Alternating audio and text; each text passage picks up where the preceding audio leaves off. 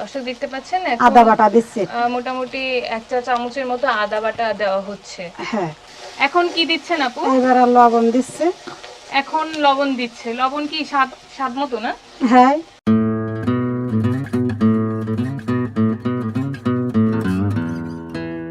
এখন কি দিচ্ছেন? এবার হলুদ দিচ্ছি। আচ্ছা,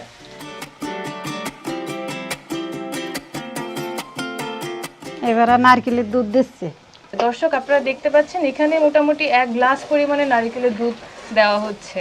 আর আপনারা তো দেখলেনই যে আপু কিভাবে নারকেলের দুধটা বের করলো নারকেল থেকে পানি দিয়ে।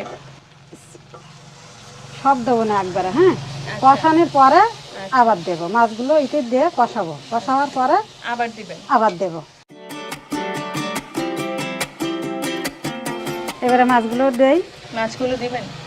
এই যে আপনারা দেখতে পাচ্ছেন আধা কেজি পরিমাণের মাছ, আধা কেজি থেকে হালকা একটু বেশি, সবগুলো এখন রান্না করবে আপু। হ্যাঁ,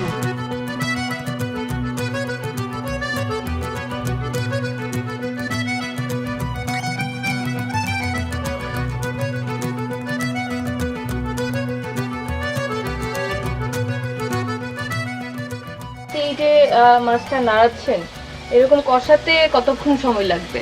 এই 2-5 মিনিট।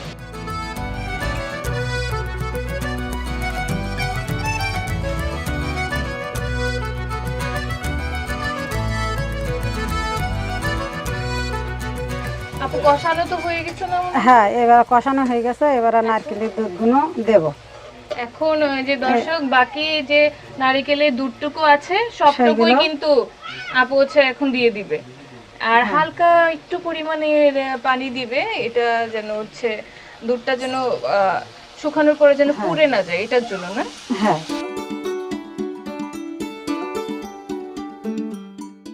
এবার একটু পানি দিচ্ছি। এবার মাছগুলো অল্প একটু সিদ্ধ হবে।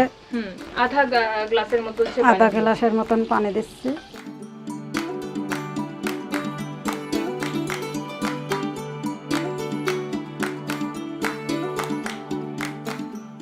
আপা আজকে কি গরম একটু বেশি পড়ছে নাকি?